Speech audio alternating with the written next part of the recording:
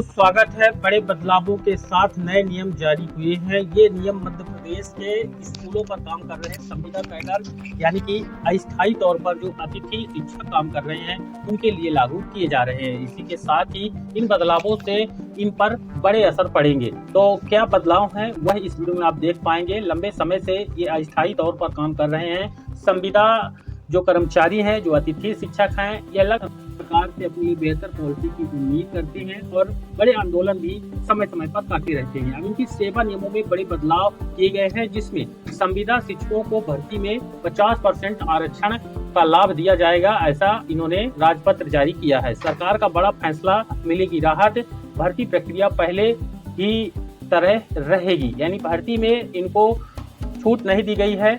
इनकी नौकरी को परमानेंट करने के लिए इनको फ्रेश कैंडिडेट के साथ परीक्षा देना पड़ेगा और उसके बाद इनकी नौकरी परमानेंट होगी। मेरिट वगैरह जो बनेगी उसमें आना पड़ेगा, लेकिन यहाँ पर थोड़ी सी इनको छूट दी गई है 50% पद आरक्षण को लेकर। प्रदेश सरकार ने संविदा शिक्षकों के लिए एक बड़ा फैसला लिया है। अब स्कूल शिक्षा विभाग में काम कर रहे संविदा शिक्षकों को सरकारी भर्तियों में 50% आरक्षण मिलेगा। सरकार ने इसके लिए सेवा नियमों में बदलाव किया है।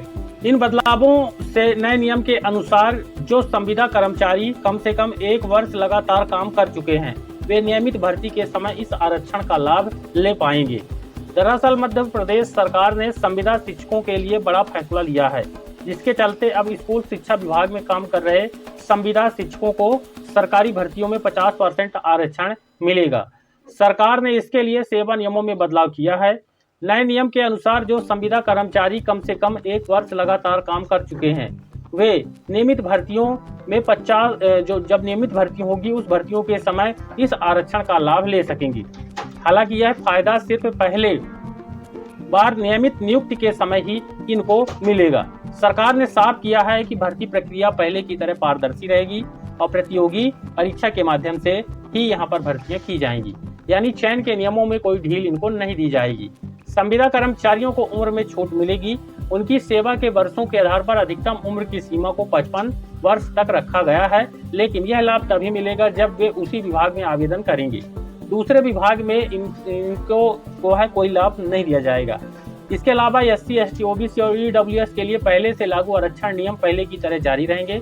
जरूरत पड़ने पर बैकलॉग पदों को नियम के अनुसार डी रिजर्व भी किया जा सकता है। संविदा कर्मचारी संघ के प्रदेश अध्यक्ष रामेश राठौर ने कहा, वे कई वर्षों से 50% आरक्षण की मांग कर रहे थे। अब सरकार के इस फैसले से उनकी लंबे समय से चली आ रही मांग को यहाँ पर पूरा किया गया है। तो बड़े बदलावों के साथ थोड़ी सी राहत, जब तक नौकरी परमानेंट नहीं होती इनको राहत नहीं मिलेगी। ये संविदा कर्मचारी लंबे समय से काम कर रहे हैं, लेकिन सरकार ने इनको केवल और केवल 50% पद रिजर्व किया है। वीडियो को लाइक और शेयर करके हमारे चैनल पर नए हैं तो सब्सक्राइब जरूर करें।